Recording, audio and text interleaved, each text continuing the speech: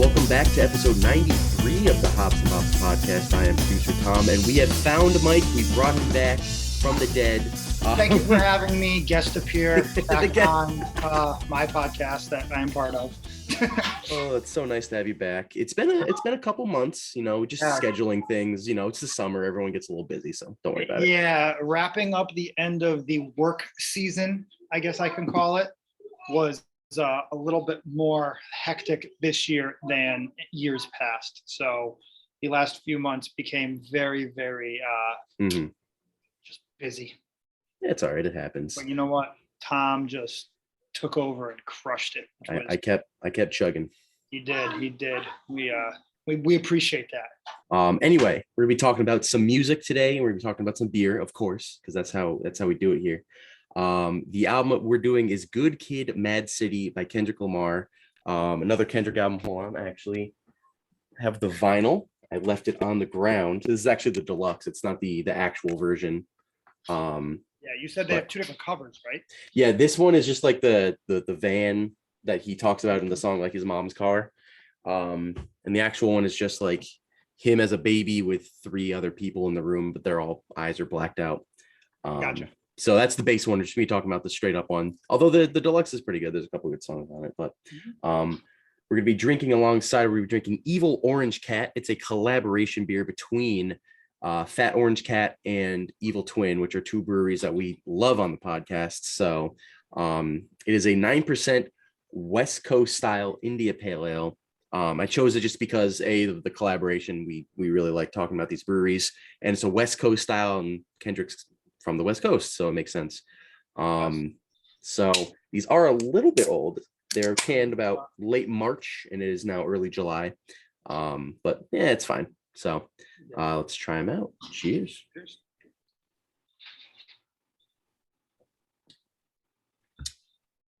Yep, definitely a little piney. Yeah. I gotta say, not as boozy as I expected. Yeah. For 9% and being an imperial, because it is an imperial or double IPA, especially being 9%.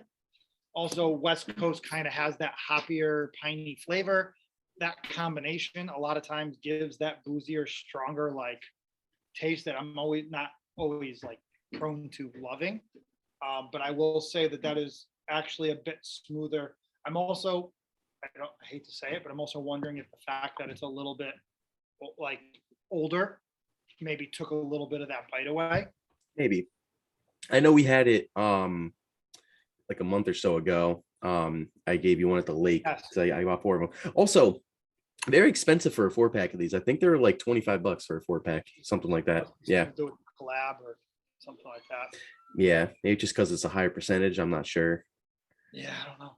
Yeah, I don't know, but it's pretty good. I enjoyed it. I did notice, like you said, it tasted a little bit better the first time I had it.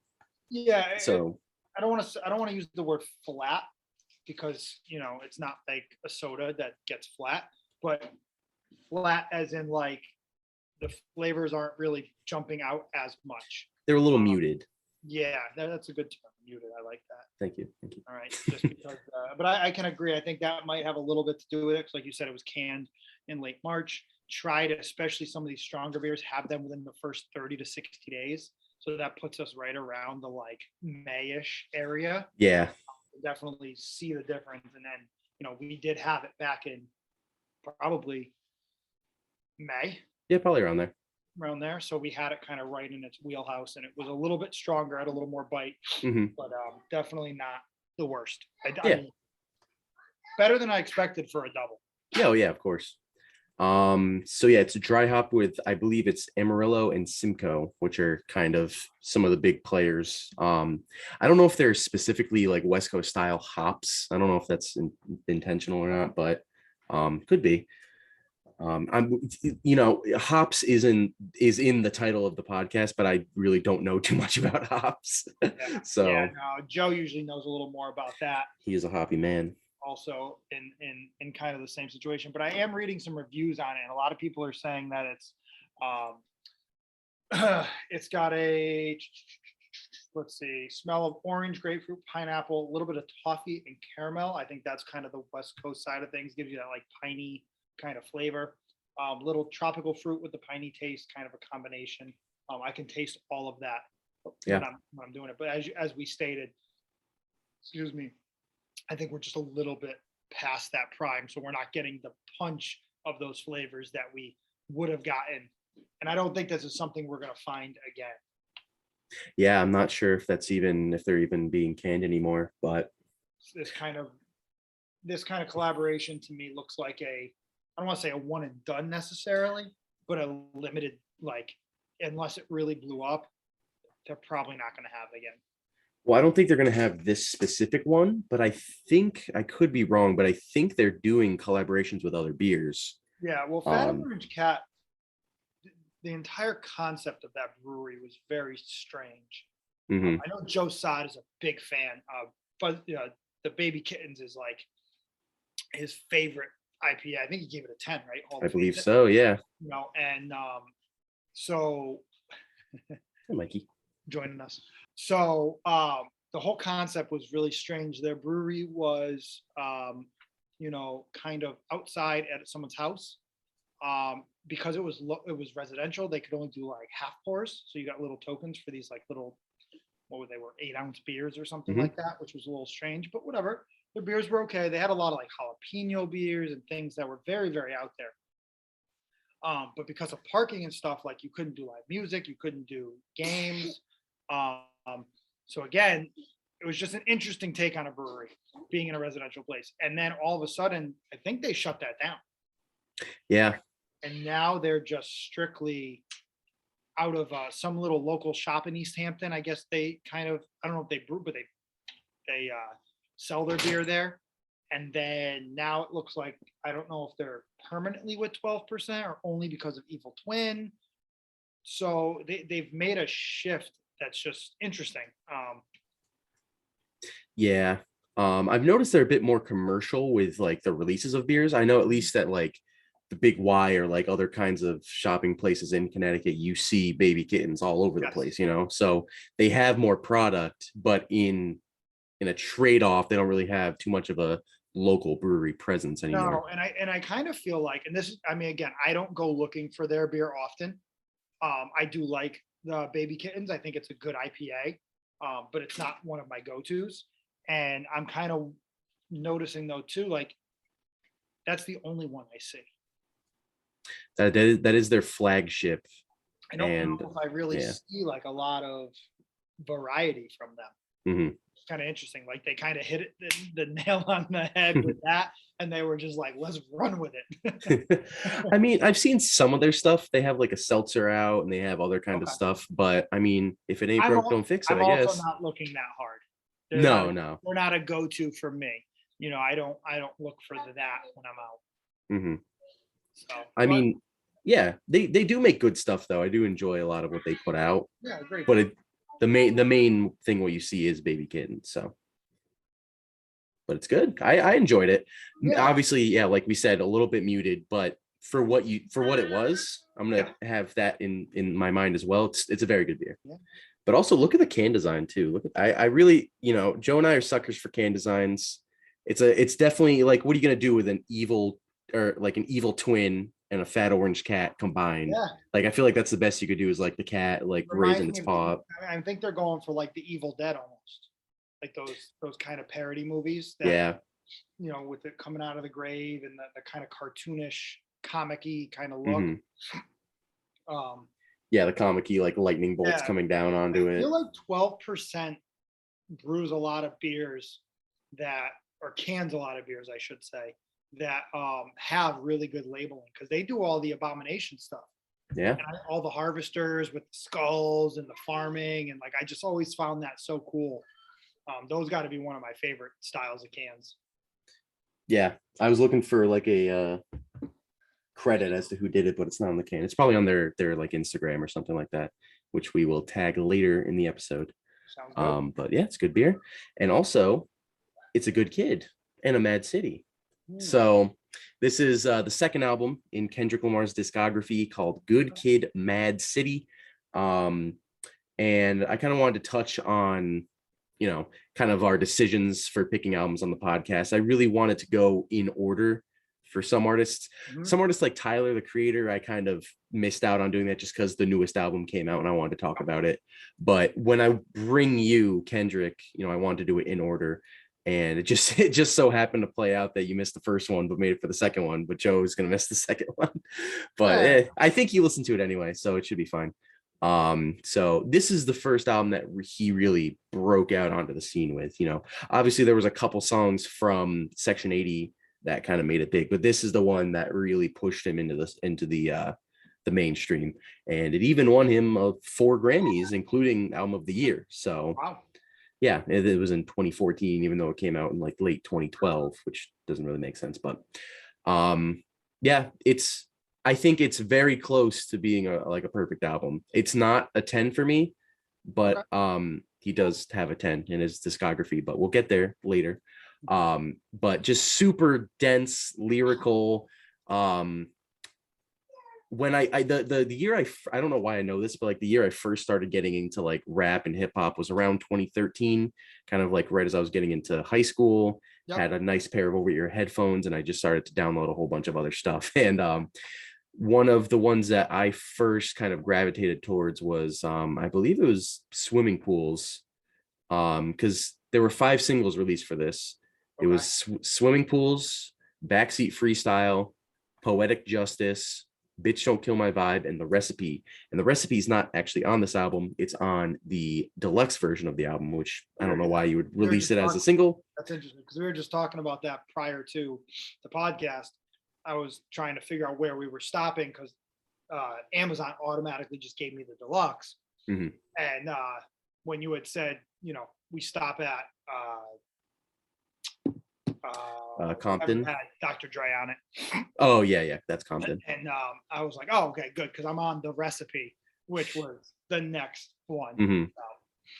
Yeah, the deluxe does have some good songs, and I do think it is one of the better deluxe albums that we could have done. But just for the sake of time, I mean, it's an hour and 13-minute album anyways, and some of the remixes or whatever don't really add too much for me in terms of substance. Some of the deluxe albums are just like, he had like 5 extra songs and they weren't the best. And it's like, hey, we're gonna throw them on anyway and call it deluxe. I'm just like, yo, you turn this album that's already an hour into an hour and a half. Like, well, yeah.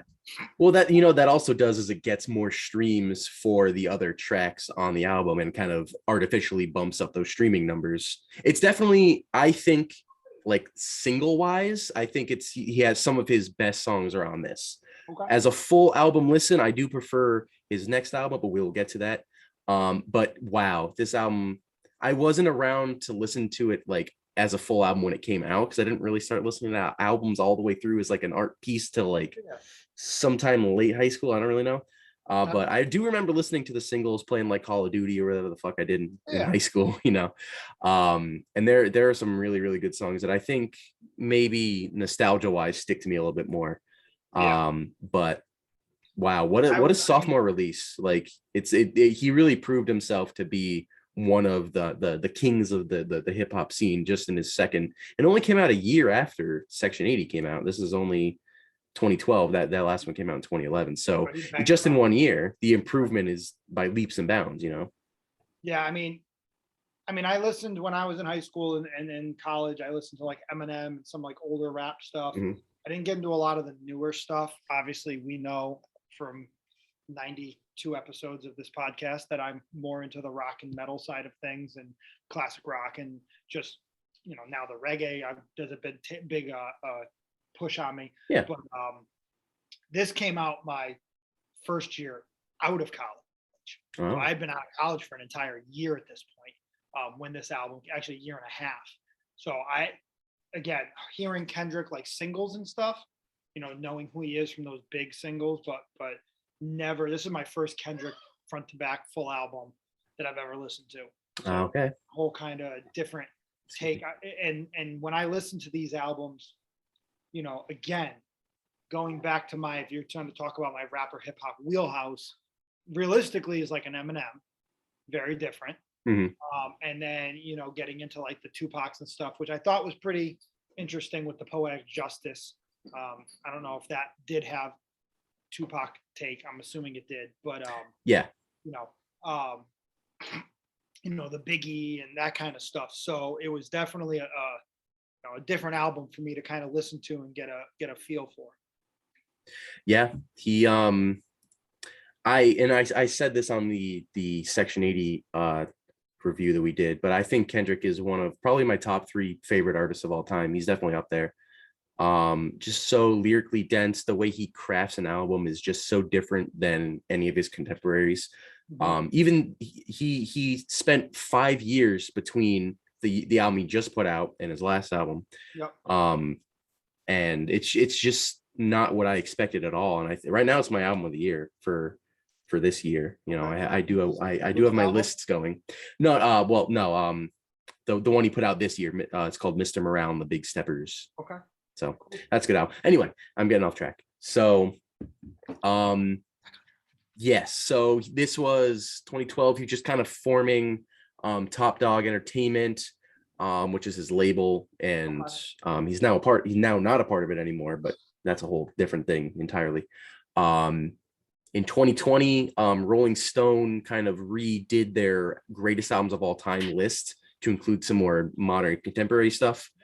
This album, out of 500 albums on that list, ranked at number 115. Oh wow, that's high. I know. And it's almost, well, in October it will be out 10 years. And I think that's about as long as you can take to judge like if an album has like that classic status. And for me personally, I think it has that classic status. It has aged. No. It aged well. Yeah. You can play it on the radio right now. Yeah, you can play some of these songs on the radio and they would fit right in. Yeah. Which that actually, I didn't really make that connection that it was going to be 10 years old. I kind of forget we're in 2022. Yeah, it's Jesus. Forget that I'm old. However, it has aged well. Yeah.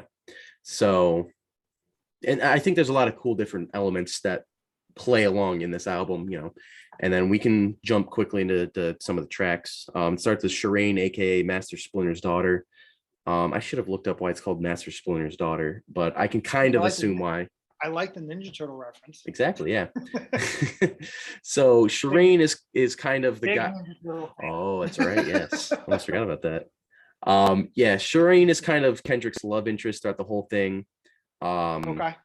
And it kind of portrays Kendrick in Compton as he's growing up, and it's definitely not an easy place to grow up in. So he kind of finds this love interest, and he takes his mom's car, which is what the cover is on the deluxe. That's the van that he took to go, to her apartment and probably fuck her or whatever, because she was sending her pictures, and like he in the lyrics he's like, I almost ran my front bumper into the car in front of me looking at these pictures. He met her at a house party. That's like the first line of the song, and it all leads up to him like being super excited to go meet this girl finally. And he gets to the front door and there's 2 guys in hoodies, and they're either in a gang trying to protect this girl because they knew he was coming over, or whatever it may be. He said he froze and his phone rang, and then it's this whole level of like gang violence and kind of street language that you kind of have to understand, and then interlaced with all these little audio snippets of either his friends talking or his mom and dad talking about like, hey, where's my car? You said you'd be 15 minutes. I got to go get food stamps and all this other stuff. And then you can hear his dad talking in the background. He's like, where's my goddamn Dominoes? Those are actually his parents, by the way. That is his mom and his dad. I looked that up. That gives, in my opinion, that puts a little more respect into them. I mean, I thought they were funny and I thought they were like clever. But I thought they kind of dragged on a little bit. But the fact that they are his actual parents, is definitely a plus for me. Yeah. That's one thing I wanted to touch on too, is all these little like audio snippets. They're pretty much like skits, but they're attached to the main song. Yeah. And maybe in terms of like a playlist vibe, if you want to add a song like this onto there, doesn't really fit in wise, but if you're listening to the album, it makes a lot of sense. And I think that's kind of a cool addition. I will say that, and again, you're probably just after like the heart of Eminem. You know, you're a little more with this like the Kendrick and the little more modern. And I kind of was right before that with a little more. Eminem did the same thing with a lot of his albums. So that was kind of a connection for me in terms of hip hop and everything. I was like, oh, he's got these little skits. They kind of bleed right out of the back end of one song and then the front end of another. They kind of bridge the gap, make that connection. So I definitely, saw that, familiarity that I'm used to. Yeah, I mean, even like Kanye and stuff have done it, to death on some of his earlier albums. And I think, they have some of the better skits. I can't really speak on Eminem because I haven't really listened to his albums fully to kind of get that feel.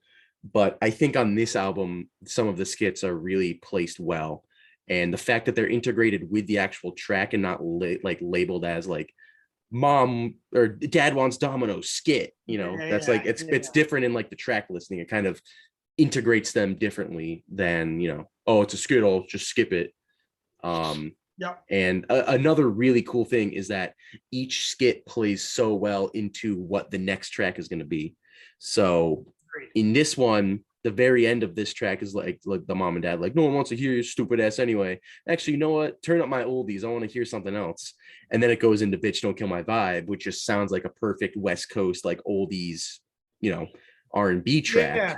And it was a great, like I said, it was a great connection between the father bitching, the music change and saying, oh, you're killing my vibe. And now, bitch, don't kill my vibe. Yeah. I was like, and you see that across the entire album. I think it's on the end of this track where they say, get your freestyles ready. And then it goes into backseat freestyle, and that happens throughout the entire album. So I thought that was definitely a very, very interesting way to incorporate some of your skits to make it seem more of like a full story. This tells the story of Kendrick becoming a better person and not letting his surroundings change him. It's kind of telling the story of nature instead of nurture. It all depends on where you were upraised versus who did it. And I think that's something I can definitely fuck with and agree with. So what else did I write? Another thing I'll touch on very quickly, the title of the album, Good Kid, Mad City, kind of plays into what I was just talking about as well. Kendrick, I think, is a good person at heart. And he talks about that a bit on the beginning of The Art of Peer Pressure, like I'm a good person, but when I'm with the homies, and then it's different. But Mad City, Mad is spelled M-A-A-D and it's all in caps. It actually stands for two different things.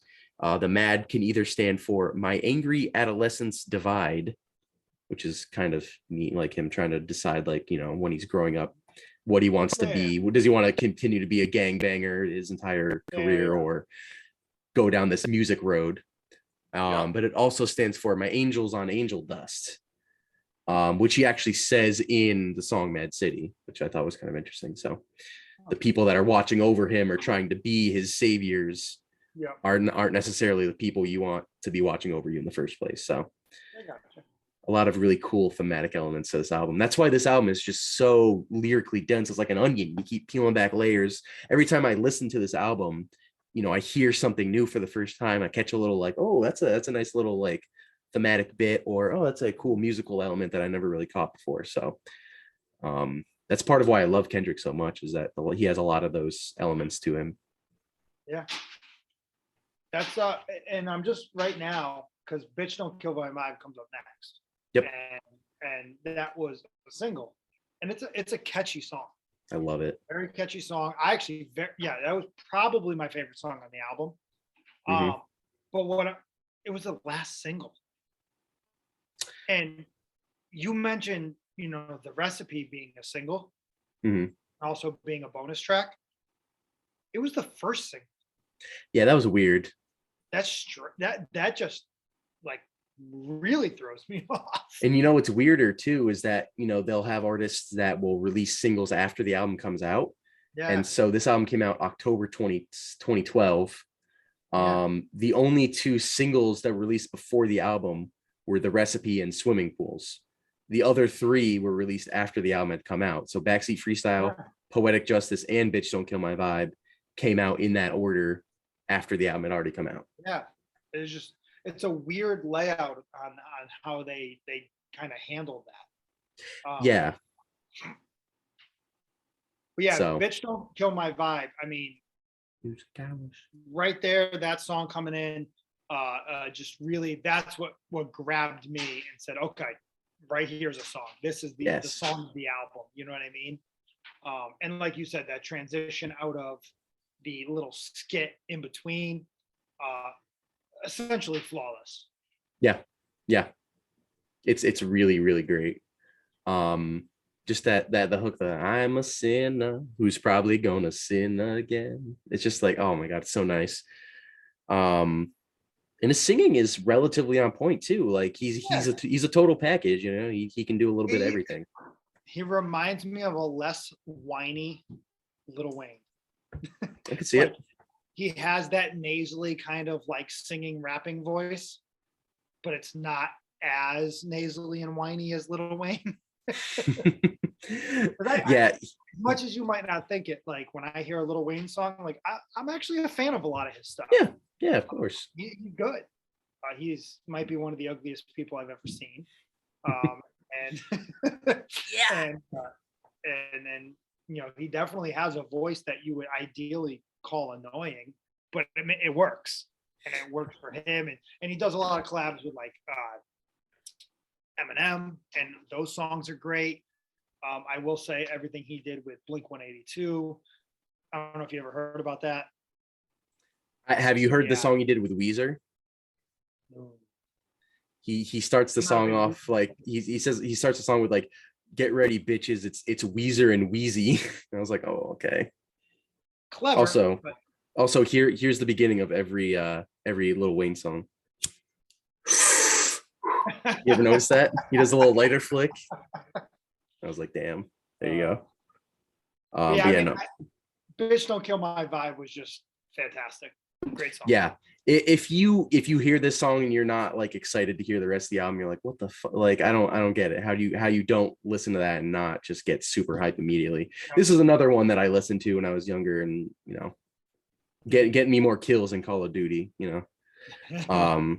Yeah, like I mentioned before, you know, whatever his group of friends is, they end it with "Get your freestyles ready," you know, and then now I don't know if it's an actual freestyle or not, but whatever it's being painted as in this story, it's meant to be a freestyle. And you know, the lyrics on it are just so ridiculous and boisterous that it's probably meant to be that. So I love this song. The production, Kendrick's, you know, raw energy on it is just so powerful. I pray my dick as big as the Eiffel Tower so I can fuck the world for 72 hours. It's like, what? How do you come up with that, man? It's like it's almost like if you knew all the lyrics, even if you know all the lyrics, it's hard to rap along to, just because he has that kind of flow that it's so personal and one of a kind. But you know, I listened to all these singles like so many times that I almost could do that, you know. So this is the one, like I said, I listened to it back in April, a little at the end of April. We were going to do it, we just kept getting backtracked, and this was the song that just, even when I listened to it today as kind of a touch up or whatever you want to call it, and boom, I was like, this is the song, you know. Oh, God, this is so good. And then I listened to so when I was driving the other day, I was like, I should listen to this again. When I did it through Siri, like on my watch, just because I don't want to like text and drive or whatever, it automatically just plays the censored version. And the censored version of this song is so stupid. You know, like at the end where you're saying biatch, okay, biatch, you know. So it goes biow, no way, biow. It's so weird. I hate censored stuff. It's so weird, but I just thought that was kind of a funny little tidbit. But yeah, that second little, you know, that second wind he gets on the end of the track is so cool.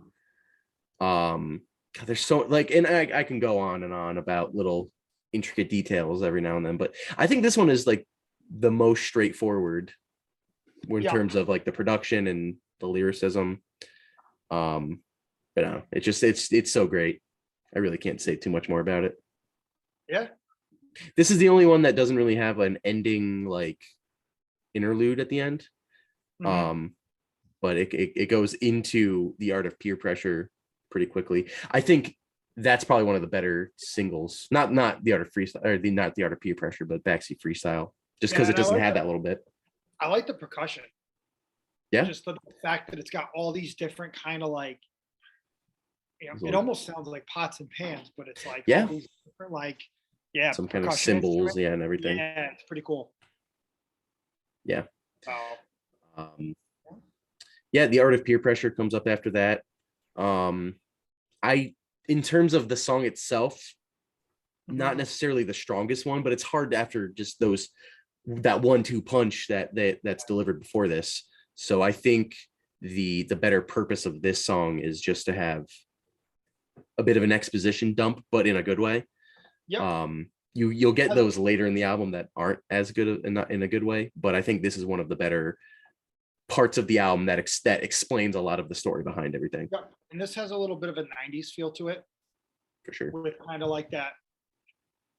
I don't even know what you want to call it, but that synth that kind of just like has that 2 or 3 notes that it keeps holding and dropping. Yeah, That almost like a it- G-funk style, you know. Yeah, yeah. Gives you like that 90s, like Tupac Biggie kind of like airy feel. Yeah. Yeah. So the lyrics kind of go into why the album is called Good Kid, Mad City and the story behind it. Start, you know, he says everybody sit down and listen to a true motherfucking story from Kendrick Lamar on Rosecrans. So he says like smoking on the finest dope, drink until I can't no more. Really, I'm a sober soul, but I'm with the homies right now. So that group dynamic in these places change so much about the person. Yep. He says, really, I'm a peacemaker. You know, he has a good soul to him, Yeah. but you know, his surroundings really change everything. Yep. So it kind of stays as that song for the first like minute and change. And then it goes into the story of him robbing a house that they've been camping outside of for a while.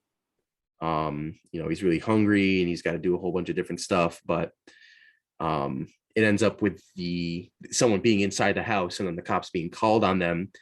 And his mom calls him as they're running away, and he's like, "Yeah, I just caught my first offense with the homies." Yep. You know, change his whole life. You know, if he got arrested for theft, but they ended up getting away from the cops, and it changes everything. So he has this huge life changing event, and then everyone just kind of plays it off like it's normal. You know, so Yeah. you know, in terms of the song itself, like I said, I don't know if I would listen to it all the way through every time. But I do understand its purpose in the grander scheme of the album. Makes sense. No, I can agree with that. It's a good part of the story. It's kind of a boring song. Yeah. You know, it's 5.5 minutes. So, and you know, and all of his, his friends are like, at the very end, they have another exposition dump. They're like, yeah, we just we'll plan our next move out, do all this other stuff. He's like, gotta drop Kendrick off at Shireen's house because I know you're trying to fuck on Shireen tonight. And what do they say at the very, very end? Hold on, let me look at these lyrics. Yeah. He says, get in the car, we're gonna get active. So now that they have all these, plasma screens and Nintendos or whatever they have, that goes into money trees. So it's them trying to get some kind of money, get some quick cash in the easiest way they know how, which is just either stealing or whatever it is. So, and this is a great song too. I fucking love Money Trees. Yeah, Money Trees is good. It's catchy. Yeah. Yeah, it's got a great hook to it too. Yeah. It goes Halle Berry or Hallelujah. Yeah, that was good. Yeah, pick the poison, tell me what you do. Is there any reason or any like behind your bish Yeah, Or is it bish. Yeah, bish. I don't know. just No. the kind of the way they're enunciating it? That's probably just the way they enunciate things. But one of my favorite lines throughout the whole thing is uh everybody gonna respect the shooter, but the one in front of the gun lives forever. Mhm. I thought that line was so cool. And you said that literally almost in unison with it in my ear. Really? But yes, Uh when I was mowing the lawn today, re-listening to that, I was like, that's just a good line. yeah, Very for sure. well written. And then money trees is the perfect plate for money trees is the perfect place for shade. Jesus, I can't talk. That's just how I feel. It's the 9%. Yeah. A dollar might just fuck your main bitch. That's just how I feel. Yep. Yeah, I love this song. This is another example of another great single. Actually, was this a single? I don't think so. No, it wasn't. Which is, I was gonna say, this is probably my sleeper. Like, not because it's not a well-known song or whatever, but it's not a single. It's probably the next catchiest song. Hmm. Again, I'm almost looking at this album from like, what do I remember from April to now, listening to it again, and "Bitch Don't Kill My Vibe" right away hit me, and then Hmm. this one was the next one to punch me. Yeah, yeah. It's got that really cool like spacey West Coast like almost psychedelic sample to it. Yep. And Kendrick kind of has this weird way, well, at least the way they produced it, where he has like different vocal inflections that make him sound like more than one person or have this kind of different voice to him. So I thought that was very, very interesting. No, I can Right, agree with you. Mikey? Like I said, he gives kind of that like less whiny Little Wayne vibe with a lot of stuff. But then sometimes he's talking or he's rapping, and I'm like, that don't even sound like him. It's like a whole Hmm. different kind of Yeah, push. Yeah. yeah. And then again, at the end of the song, you've got that little vocal snippet. It's a voicemail from his mom, kind of asking him, where's my car at? You better not be talking to that girl. And then his dad's in the back, I want your body Yeah. because of that big old fat ass.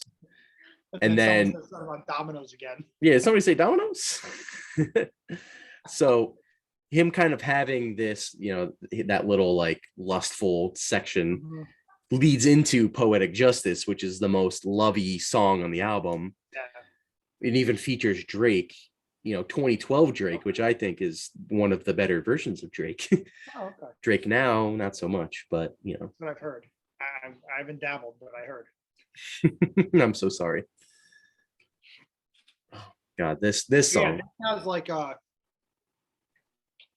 Oh, what, I'm almost thinking like, I don't want to say TLC, but like that kind of like 90s R&B female group, with that that little high girl. Yeah. Um, I think it's Janet Jackson that's sampling the song from. Maybe that's it.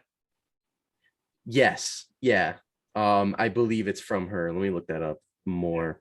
Um, I know. Sampled, yeah. It's the song is "Anytime, Any Place" by Janet Jackson. Yeah, Okay. So yeah, it's a complete 90s yeah, ripoff. yeah, for sure. Which makes sense for Poetic Justice and Tupac and throwing in Janet Jackson, and yeah. Yeah, he definitely has. Oh, even the album cover of the single is in the similar style to the blacked out eyes. There's a picture of Janet Jackson and Tupac with the blacked out eyes Yeah. on the cover. So that's kind of interesting. But this, yeah, Cool this is a great song.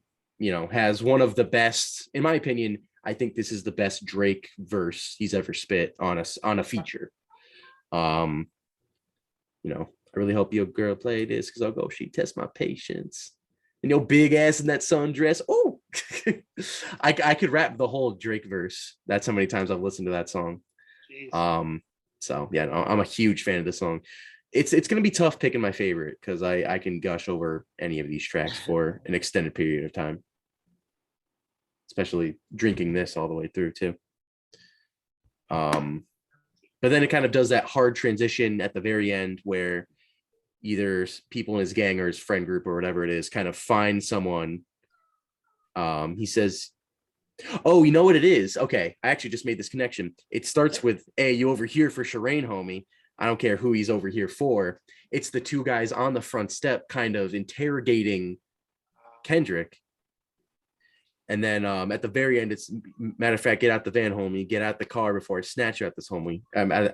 Snatch you at this motherfucker. So they see him in the van kind of playing this song or whatever it is. And they're, going to beat him up, presumably. And then that kind of is a bit of a hard transition and stylistically. So just a great way of structuring. I love the structure of this album. Yeah. No, again, another single makes sense. Kind of a different vibe from the songs we've heard so far.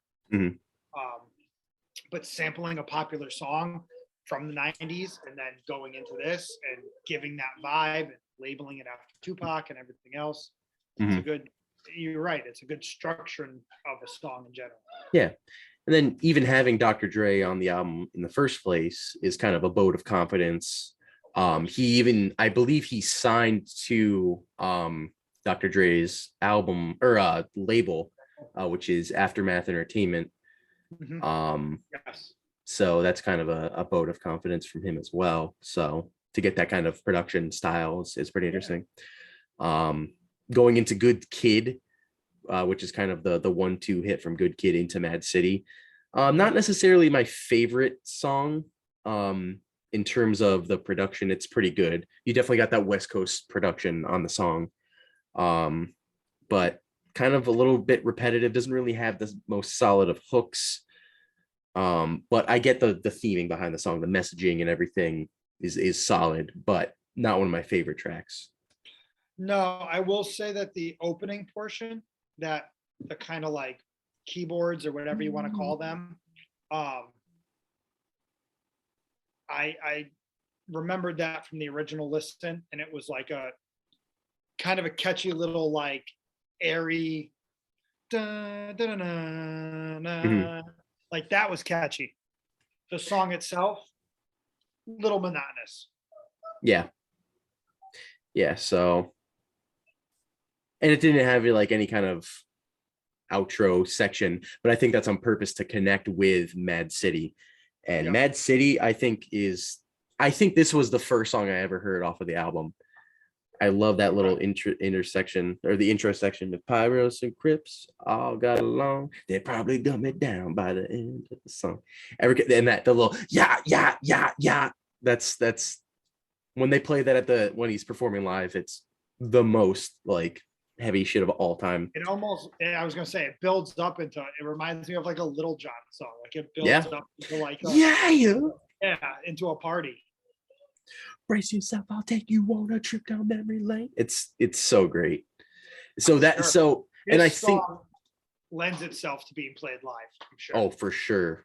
I actually might be seeing Kendrick live this summer, hopefully. So hopefully we'll see about that. So, but in terms of like the difference between Good Kid and Mad City, I think is done on purpose a little bit. Whether or not that helps or harms the album, it's up for debate. But the way that Mad City kind of goes all crazy and hyped up and everything plays into that theme of, taking this style and making it more gangster or whatever you want it to call it. I think that was done intentionally. And I think this song in particular benefits a lot because of it. And it's just so great. M.A.A.D does a pretty good job on it as well. Just great lyricism, great flow. I think Kendrick has one of the best flows in the rap game, period. And one of my favorites on the album. It's gonna be tough picking a favorite track because it's there's so many. Like I said, I kind of had to go off of, when we get to that point, off of like what song stuck with me from last listen to this listen. Whereas you're a little more in depth and this is kind of more in your wheelhouse, so I can see the difficulty because listening back now on my third or fourth time through, like this is a great song. Oh yeah.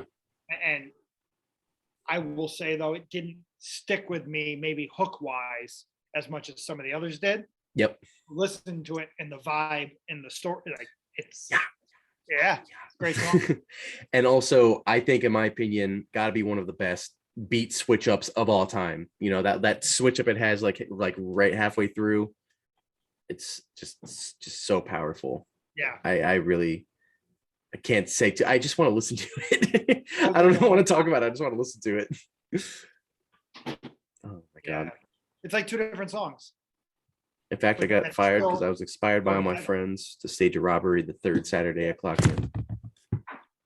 Great lyrics. This one I think sounds like the second half of this track sounds like the most West Coast rap, period. I think, when he's like cocaine, weed, we mixing shit since the 80s, yo. One time crooked as shit. Just so like great. this song. Yeah, me too. And then another great ending section, his friends are kind of taking care of him after he got the shit kicked out of him by these two guys on the front step. Yeah. There's a lot of like different plots going on to this album, which is cool. I think Kendrick has one of the best, like it almost feels like you're sitting down and watching a movie, the way he kind of crafts his albums. You've concept out. exactly. You've got the plot of his mom kind of looking for her car and the dad kind of looking for his dominoes after Kendrick left. So that's kind of a burden on Kendrick, that nagging family connection. You've got the love interest and him trying to just fuck this girl no matter what it takes. Mm-hmm. You've got his friends kind of changing Kendrick to be more of a gangbanger and to be a bit more of a on the dirtier side and robbing stuff and the violence that shows up later. You got these guys that beat the literal shit out of him. It's there's so many little different things that it's the way they weave together is just so interesting. And the end of this song is his friends taking care of him after he gets beat up. They say, "Hey Dot, you're good. Don't even trip. Just lay back and drink this." So presumably just giving him a bottle of liquor to help him with the pain, which then leads into Swimming Pools Drank, which is kind of a anti-drinking song masked in a drinking song. Yeah. And this was the first like really, really big song from Kendrick. I remember hearing this in the locker room when I played football for a short amount of time. I remember hearing this with like 2 Chainz and like other artists at the time that were really big. So it's the second single, but it's the first single off the actual album, not the extended album. Yeah, if that makes sense. And this is the extended cut, which isn't really that extended. It just adds like a little bit of a mini verse. Yeah. But I do remember listening to this one. Not as catchy though. Yeah. I don't know. Not as catchy as like I would say even backseat poetic or bitch. I don't think it's as catchy as any of them. Yeah, I know what you mean. So yeah, this was the lead single. This was mixed by Dr. Dre. This really propelled Kendrick to mainstream popularity, pretty much. Peaked at number 17 on the Billboard Hot 100. Charted for like 13, 14 weeks, whatever it was. Debuted on the Hot 100 at number 100 and progressed up to 32 at its peak. It was in Grand Theft Auto 5, a whole bunch of other video games. He performed it on SNL. It won Best Hip Hop Video and Best Male Video at the 2013 MTV Video Music Awards. A whole bunch of other stuff. So critically, this song was like the song for Kendrick. Yeah. And yeah, like I was saying, it's kind of like, a drinking song. You want a swimming pool full of liquor, then they dive in, but it's not really a pro drinking song. And I can understand the different chants where it's like, whatever, drank, whatever. Yeah. Drank. I can see that being like a chant already kind of go. Yep. Yeah. Yep. Faded. I don't know though.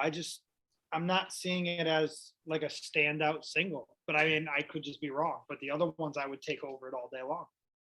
I think this was the most trendy beat at the time, if that makes sense, because this was around 2012, 2013. You kind of had this Yeah, July more 31st, glitzy-ish. 2012. Yeah. I'm sorry, what'd you say? Almost 10 years. Yeah. July 31st, 2012. Yeah.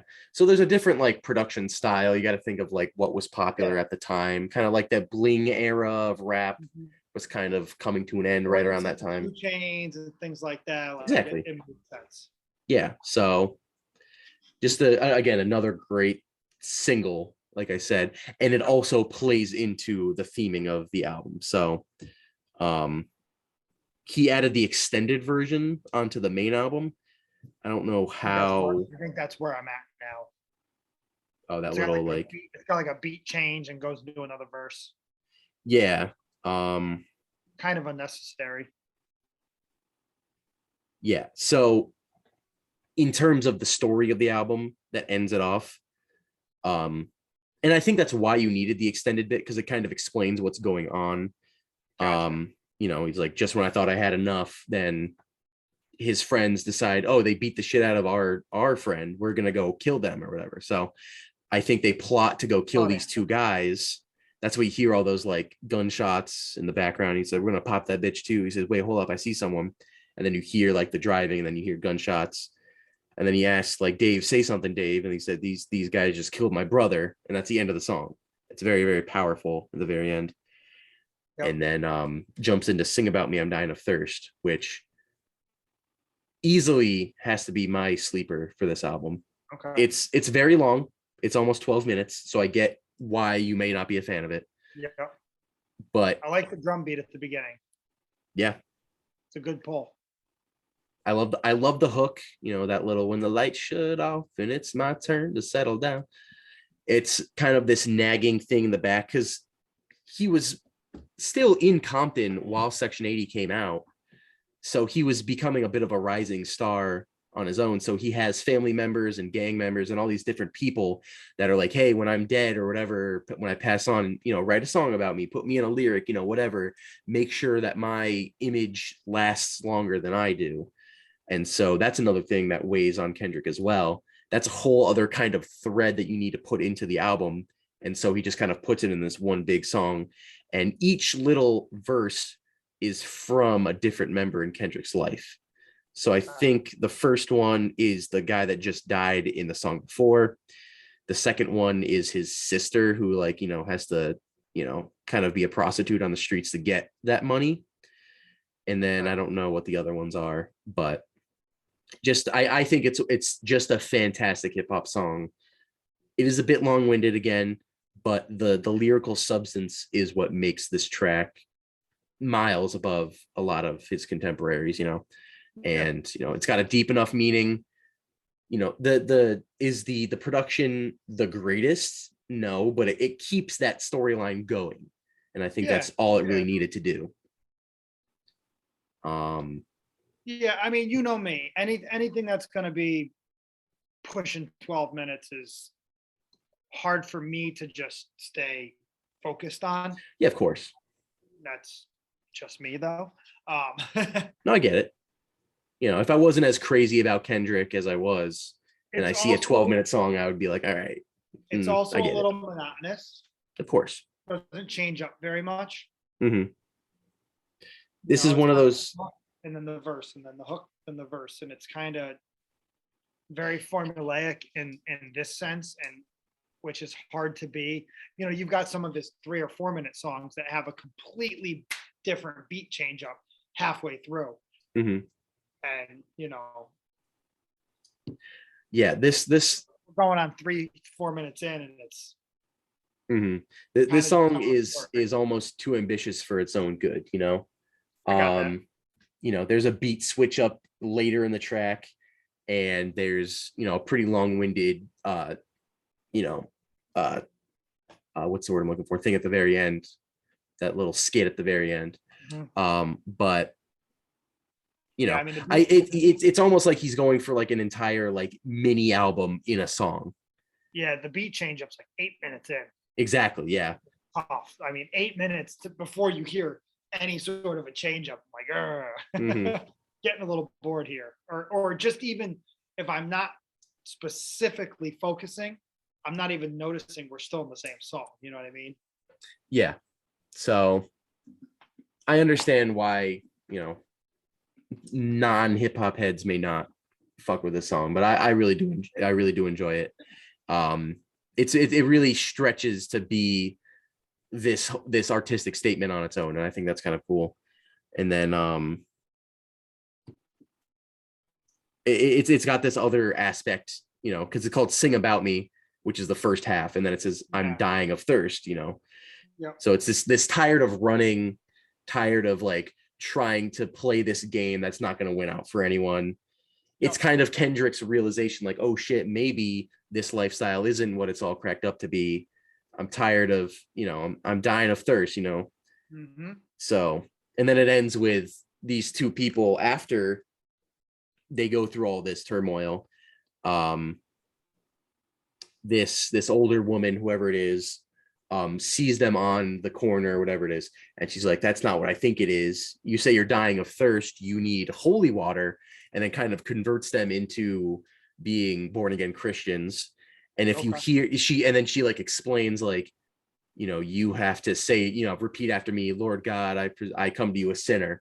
And that's what's really, really interesting is that what the men say there kicks off the very, very beginning. If you remember all the way back to Shireen, the opener, it starts with the guys, Lord God, I come to you a sinner, da da da da, in Jesus' name, amen. And then the song starts. So they take that and then start the album off with it. So it's kind of interesting, the structure and why it was placed there.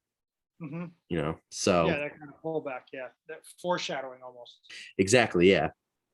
And then at the very end of the track, she says, "All right, now remember this day, the start of a new life, your real life, jumping into real." Yep. No, like you said, the connection between the skits into the following songs, or even back into previous songs, he does a very, very good job with that kind of concept album idea. For sure. Telling a story front to end connecting with front connecting with end, Yeah. That's why I keep saying, like, every time I listen to this, it almost like I discover something new. Like even on the end of I think it was Swimming Pools, it was I think it was Poetic Justice, where they talk about like, I'm going to talk about where you from, or you're going to talk about where I'm from. I didn't realize that was the guys at the front step. Like I just realized that in the recording of this. So every re-listen kind of opens another avenue of thinking about what the storyline is and how that can relate to you and so on and so forth. But to go from there, we jump in the track Real. This is probably my least favorite track. It's okay. It's definitely got its listenable parts to it. But, in terms of relating back to that storyline that we're talking about before, doesn't really reinforce too big of a motive or whatever. Like, I get like, yes, this is the real you now. You're kind of changing your opinions as to what you think a positive outlook should look like. And, but that hook, I'm really, really real. I'm real. It's like, all right, we get it. Kind of annoying. Yeah, and the production isn't too standout either. One of the things with him is he has a very unique voice that, it's like I said, it teeters on the edge of annoying, but he does it well, so it's not. And I think she teeters on the edge of, she has a similar voice to him, but a female version. Okay. But it's a little more annoying. Yeah. So them together, I don't know. I don't think they really complement each other. Mm-hmm. I know what you mean. I feel like her voice, or maybe his voice, makes her voice more annoying. Yeah, definitely. I could see what you mean there. And this is also another kind of exposition dump song. Yeah. You've got like in the middle of the track, the dad calls. He's like, "Hey, just heard about your friend that just died. I ain't tripping about no dominoes anymore. Don't worry about it." And then kind of says like, "You got to learn the hard way. Just because you kill a man doesn't make you a real man." Yeah. real is responsibility, real is taking care of your family, real is God. And that kind of, he goes through this metamorphosis of, you like that word? That was a big word. Of changing himself up and becoming a better person, which, I get it. But in terms of a song itself, it's not my favorite. It's actually my least favorite if I had to pick one. Yeah, you get another voicemail at the very end too. It's the mother basically talking about the same things, but she says, "Oh, Top Dog called the house too," and Top Dog is the guy that runs Top Dog Entertainment. There's actually a really cool story. I'll go through it pretty quickly, but how Top Dog became friends with Kendrick was Top Dog in like the 80s or whatever it was about to rob a Popeyes chick, or no, it was a KFC. He's gonna rob it because he'd already robbed it before and he was just needed some money. And the guy that was behind the counter didn't want to get robbed. So he's like, listen, I'll give you free food for a while. Just don't come in here and rob this because I kind of need the job. And he's like, okay. And so him and the guy became friends. He kept coming in to get, 2 extra biscuits or whatever. And then they ended up meeting later down the road in a studio. And it turns out the guy behind the counter was Kendrick's dad. And if he had killed him, Kendrick would have grown up without a father and he would have been completely different. And you wouldn't have this gigantic musical artist just because this guy didn't kill a guy at a KFC. So I thought that was really interesting. Interesting. Yeah. There's a whole track from Kendrick on the album Damn that he kind of explains that on. But his mom on this track is basically like, if you want to take this music seriously, you got to be a bit more careful with what you do, who you connect with, all these other things if you want to make it big. And so this realization, I think, takes Kendrick out of the streets and changes him into a different person. So very, very great connection with that, but music wise, not my favorite. I got you. I can agree with that. So and kind of long. Exactly, yes. Oh yeah, 7 minutes. Yeah, no, didn't need to be that long. But then 7 minutes. Exactly, yeah. Then it all ends with this track Compton with Dr. Dre. I'm not sure if Dr. Dre is from Compton or not. I'm gonna look that up right now, but I know he's definitely West Coast. Yeah. Worked with NWA, worked with all these West Coast G-Funk artists. West Coast music, West Coast hip hop would be nothing without Dr. Dre. He's done so much stuff. He was born in Compton, and I think he actually has an album out called Compton. Yes, he does. So with Kendrick on it, so kind of a cool relation as well. So I think he has a great presence on the track as well. I don't really listen to this track too much. He's got a very distinct rapping style. He's got a very distinct voice. Yeah. It's very catchy. Puts a lot of oomph into a song. Yeah, a lot of grit.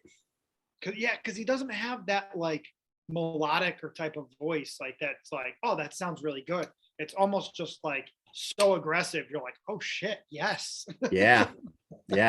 Great lyrics, great pen game, a lot of cool presence on the mic that you don't really get from too many different artists, and just a definite legend even at this point in his career. So, and then there's not too much like lyrical stuff, but I think it's just like a big celebration, like ain't no city quite like mine, for good and for bad. Yeah. For better or for worse. And I thought the one of the cooler parts was at the very, very end of this track. You can hear Kendrick running out the door and he's saying, "Mom, I'm going to use the van real quick. Be back 15 minutes." And then you hear the door slam. That's the end of the album. Yeah. And so kind of relates to the beginning as well. Kind of brings it full circle. Exactly. Yeah. It's a great track. Again, I don't really listen to it too much, but I should, because it's a good track. It's a very catchy track. It's got a good little hook to it. It's got that, it's got those different rappers that give it a different perspective and a different feel. Yeah. And it's a very different song from the rest of the album. Mm-hmm. But it does. I think it ends it well because it ends it almost like on a party. You know what I mean? Like, it's like a block party. It kind of ties all the themes together. It's like everything that you heard about was a product of Compton. Yeah. And whether or not you like it, that's where you're from, and you have those roots that changes you as a person down the road. Yep. And I think everyone can kind of relate to that for no matter where they're from. So No. as the core album, I think that's a great closer. There is one more track on the main album. It's the Bitch Don't Kill My Vibe remix with Jay-Z. Not too much to talk about on this for me personally. However, I do want to say very, very cool choice by Kendrick to change up his verse from the original Bitch Don't Kill My Vibe. There's two different verses, I think, from Kendrick on this song. The first and the last verse are all completely redone verses.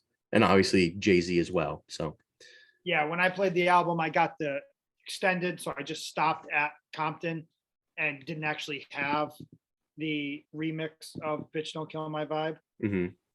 So I've never heard it, so I can't really say much on that. It's mainly the same thing. There is a little bit of a souped up production as well. There's a little tidbit that are different here and there, but I think it is one of the better remixes to come out from this. So, and cool also to feature an East Coast rapper in Jay-Z. Yeah, New York also a legend at that point too. So I think they have a cool chemistry on this as well. Cool. But yeah, that is the whole album. Holy shit, what an album. I really, really enjoyed it. Even if I didn't listen to the album in its entirety when it came out, the singles enough are just so powerful.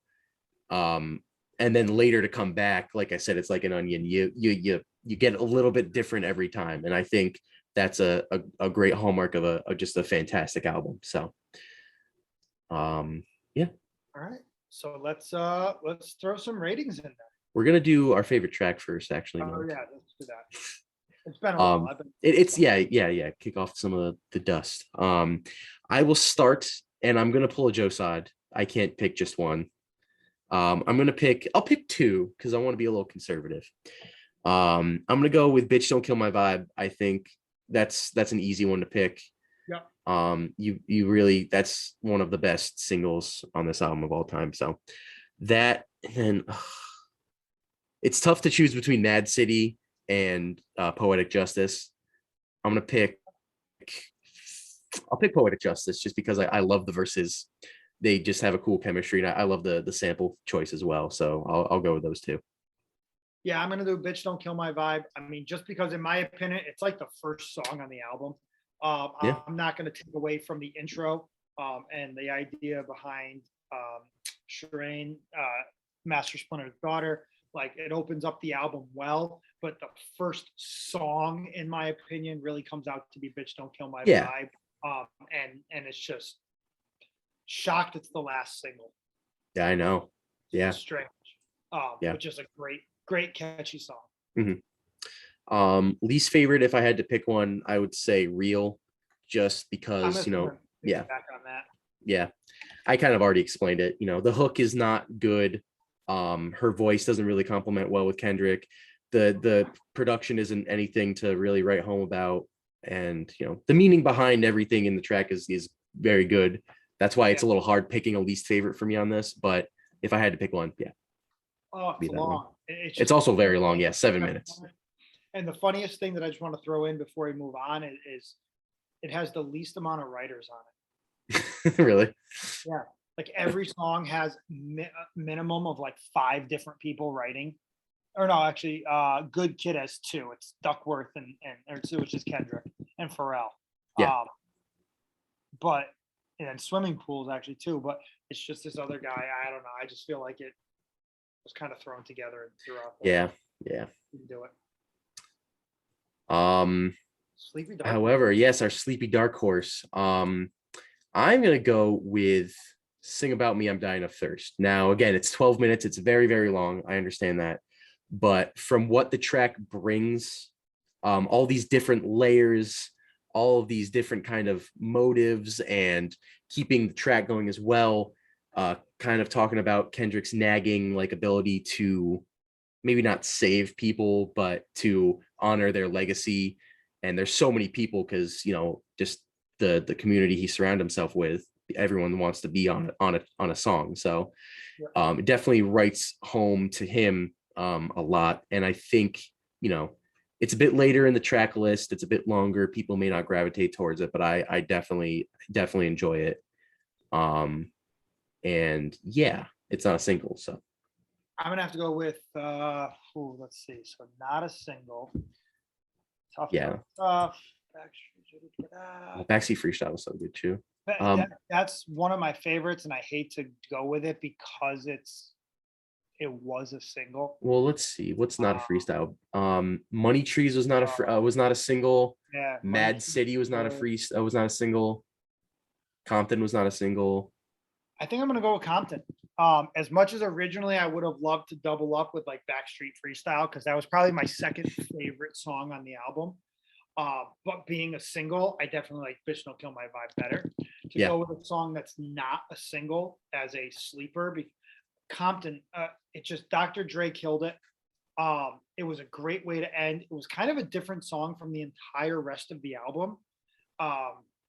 And I lost a little bit of focus because at that point it went to the recipe because I was playing the extended version. So I really didn't get that ending until we just did it now. Yeah. And kind of said, hey, this is the end of the song. This is why. This is the end of the album. And I think Compton was a great way to end that album.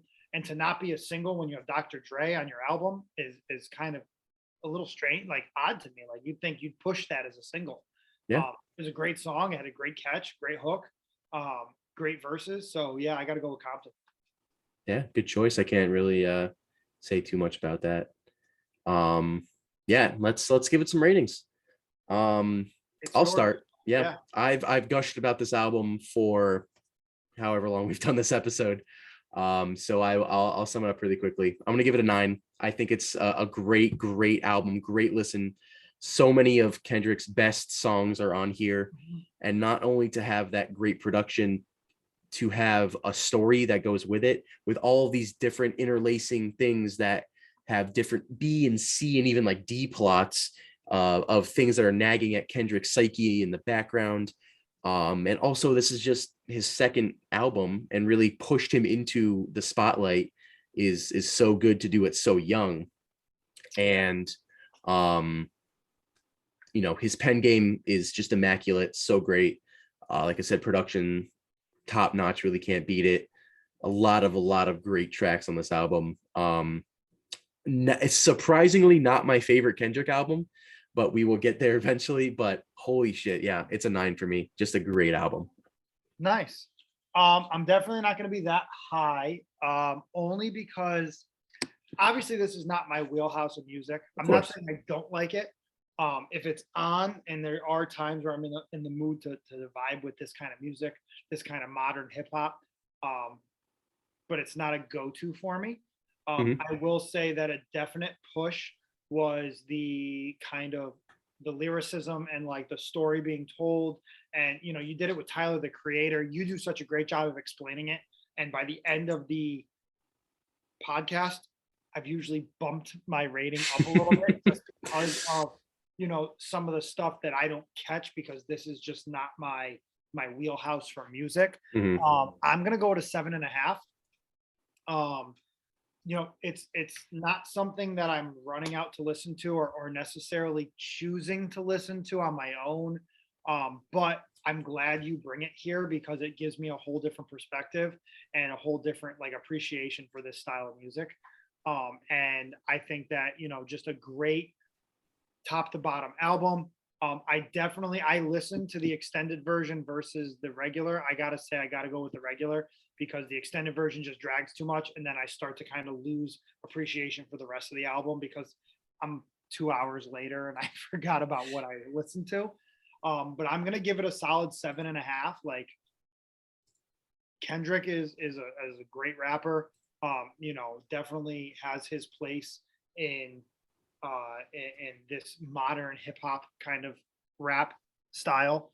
To bring on Dr. Dre, to get Jay-Z in there, things like that. He does a great job. Yeah, even Mary J. Blige in the features, but even to have like the foresight to have Drake on there too. Yeah, and you know the feature list isn't that long, but you know he's one of the biggest artists. Period. You know, even all time. So to have that is a pretty cool addition as well. But the huge praise lobbed its way is definitely warranted, and I will agree that it's a classic. It's definitely a classic album, not even 10 years after its release. So yeah, I love this album. But let's talk about Evil Orange Cats, the 9% West Coast style IPA. Like we said, it's a bit after its can by date, so some of those flavors are a little bit gone, but I do have the memory of when it was still pretty fresh.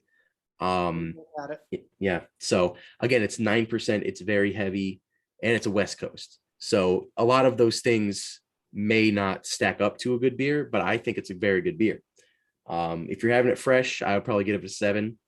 Okay. I think it has a lot of cool characteristics to it. You don't really, like Mike was saying, you don't really taste too much of a booziness from it. You know, you obviously you get a little bit because it's 9%, but I think the way it masks it is pretty strong. So yeah, I'm gonna give it a 7. I think is right where I want to be. Yeah, I'm not a huge West Coast IPA fan. No, me either. And you know, double IPAs, they got to be done right for me. I think I'm gonna go 6.5. You know, not terrible. I did like it. I remember it being a little more fresh, and it did taste much better. It tasted better then. I don't know, something about Fat Orange Cat is not my favorite brewer. I know. You know, and maybe that's a little bit of bias in my ratings. You know, it definitely could be. I just haven't had like the best experiences with their beers. You know, I do like the Baby Kittens. I think it's a good IPA. It's not one that I'm going to buy over others, but that's just me.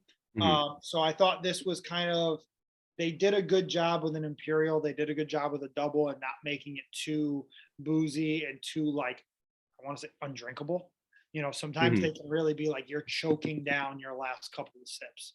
I had one this last weekend with your cousin Kurt, and the fact that we were pretty lit up before we had it made it easier to drink. And I still think, and you know me, I don't abuse alcohol. I still poured, I think, the last 2 inches out into the water and grabbed a Bud Light to rinse my mouth out because it was too boozy. You know, and it was a 9% double IPA. So I'll give him credit for that, but I don't know. It didn't have an X factor for me. It didn't have like a wow. I don't know. There wasn't a flavor that stuck out like, wow, this was a really good addition to this. I just thought it was solid, you know, which is where kind of the 6.5 comes from. Yeah, plus it's a collaboration, so there's probably a lot of different factors at play. So yeah, and we haven't had the best of luck with Evil Twin. they've definitely been hit or miss. Yeah, I can say that. So, you know, and I kind of personally feel the same way with Fat Orange Cat. So I think if you're going for like a hit and a miss, they kind of met in the middle, and it was not bad. Yeah. That's a good way of putting it. Yeah, let's give them some shout outs then. So I've got the 2 breweries on Instagram. Fat Orange Cat Brew Co. on Instagram. I don't know what their website is. FatOrangeCatBrewCo.com, and Evil Twin Brewing NYC is their Instagram. Yeah, I believe they're just at eviltwinbrewing.com. I could be wrong, but Kendrick Lamar is just Kendrick Lamar and everything. He's going on tour right now for the Mr. Morale, the Big Steppers tour. I may be going to see him. It depends on scheduling stuff out. I might be going to see him in Long Island. I think he's doing a thing there at the whatever college is down there.